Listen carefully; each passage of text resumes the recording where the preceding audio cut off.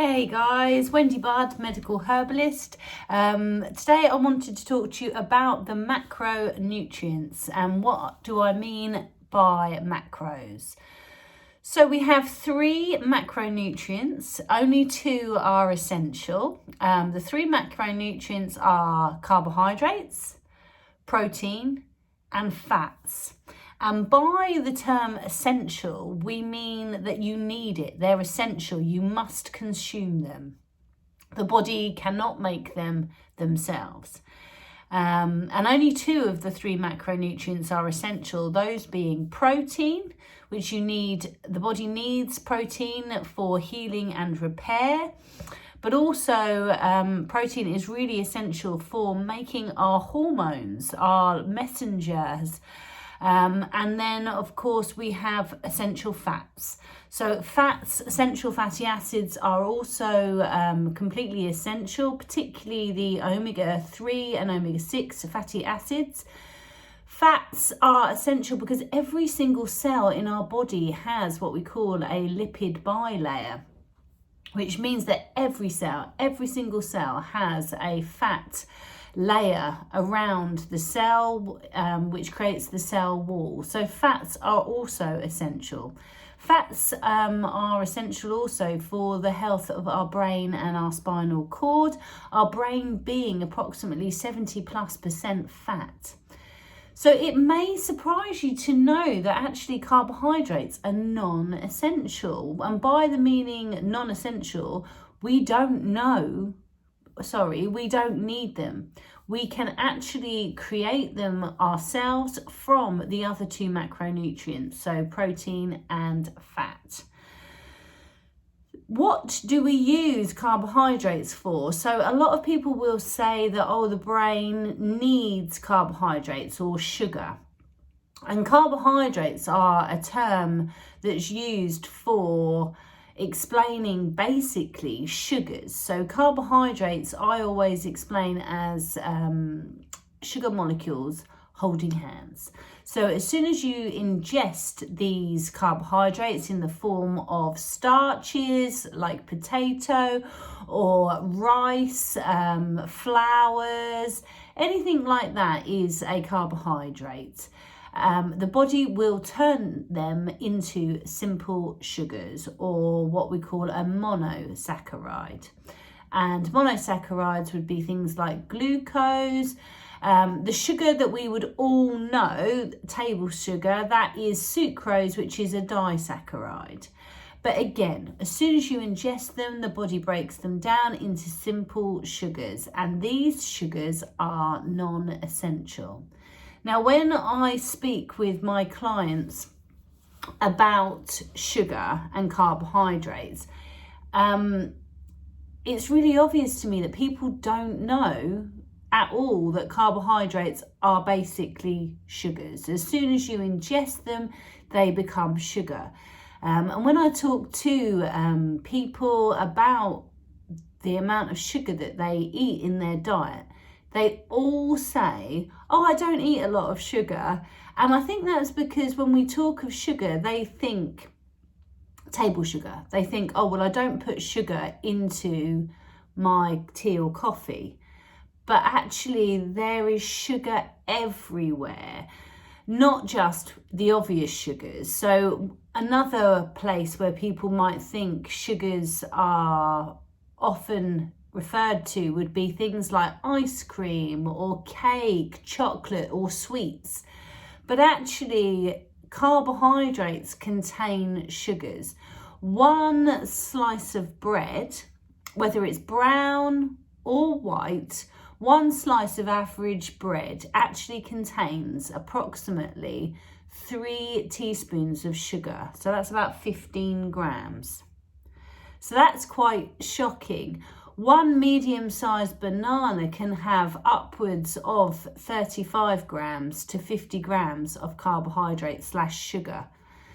So when people think, I don't eat a lot of sugar, actually, if you eat the standard Western diet or the standard American diet, you are by nature eating a high carbohydrate diet, which essentially is a high sugar diet.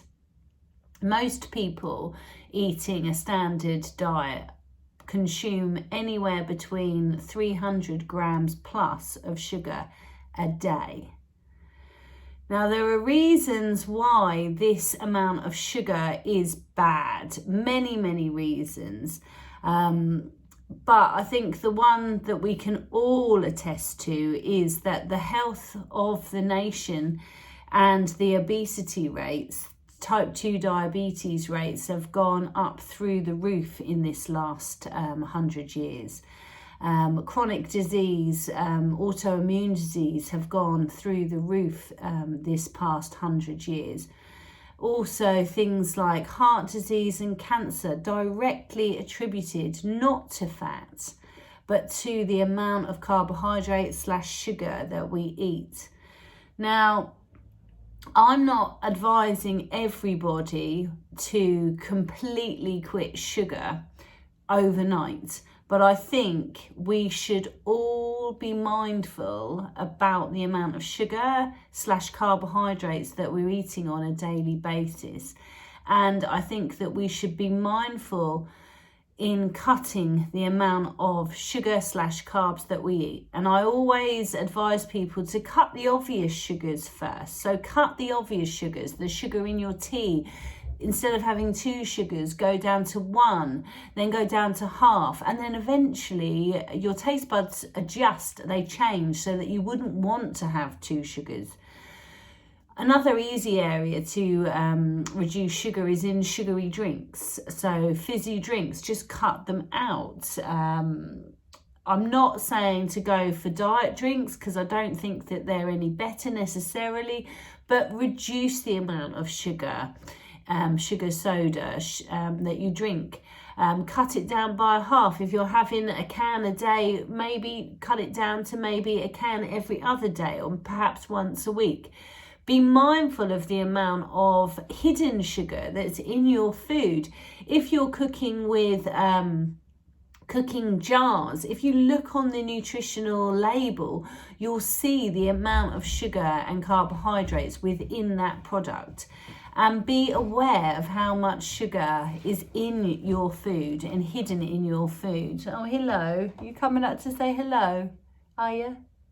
He's totally lost my train of thought now. But yeah, sugar, it's a poison. Highly recommend that you read the book Pure, White and Deadly by Dr Yudkin. It was actually first published in, I think it was 1952. Dr Yudkin had done huge amounts of experiments with animals, with mice, feeding them different amounts of sugar, and he has predicted exactly what has happened in the Western world, and he predicted that over 60, nearly 70 years ago now. He knew that the obesity rates and chronic disease would go up. Unfortunately, no one listened to him at the time, and we all went down the fat is bad route.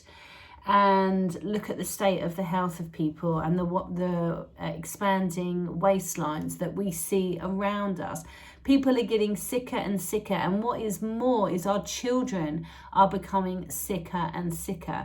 We now are at the point where we have children that have fatty liver disease. 50 years ago, it wasn't called fatty liver disease. It was actually called alcoholic liver disease. Now it's called non-alcoholic fatty liver disease because it was becoming diagnosed in children, teens. And the reason for that was the high fructose corn syrup that is found in fizzy sodas. This is not good. This is metabolically really harmful, and we need to be aware of this. We need to improve our health, not by consuming medications, conventional medications, even herbs. We need to change our diet. Now, I know that I sound like I'm standing on my soapbox here, But this is so important. If you want to improve your health, you can do it really, really simply by changing the way you eat. Reduce the amount of highly processed toxic foods, reduce the amount of sugary sodas, and you will improve your health. I don't think that you need to go completely low carb overnight, but I think move in the right direction. Look up some people that can talk about this subject better than I can. There is so much evidence out there that sugar is the main factor in our rise in chronic illness, diabetes and autoimmune disease. Do research into this. Don't believe me or anyone else. Do your own research and experiment on yourself. Reduce the amount of sugar. I can promise you, first of all, that actually your mental health will improve, your energy levels will improve, your sleep will improve. But don't trust me, trial it yourself. And if you are interested in learning more about this subject, which I feel really passionately about, do consider signing up for one of my high processed food and sugar addiction courses. I'm halfway through my first 6-week course at the moment. We'll be running another one soon. This is so important. I cannot underline it enough. Sugar is the major factor in ill health. So please do some research, cut the amount of sugary rubbish that you're eating, check the labels for hidden sugars. Another thing, just before I end, is sugar is sugar. So whether it's glucose, fructose, maltose, fructose, fruit sugar, people think, oh, it's fruit, it's a natural sugar, it's okay. No, fructose is actually more sugary, sweeter than table sugar. It is bad for you. Coconut sugar, agave syrup is no better than normal table sugar. So please don't, companies want you to believe that. They want you to believe that because, oh, it's got fructose in it, oh, we're using coconut sugar, it's somehow better. It is not any better. Sugar is sugar.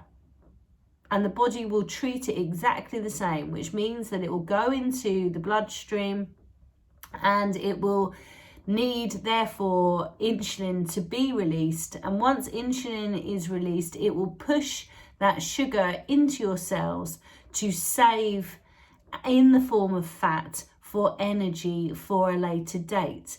The problem is your body cannot utilize that fat reserve, that energy reserve, all the time you're eating sugar and your insulin levels are high. So look into this, people. Please look into the amount of sugar you're eating. If there is one thing you can do for free, and actually you can save money doing it, is reducing the amount of sugar that you eat in your diet. Okay, so that's me signing off, rant over.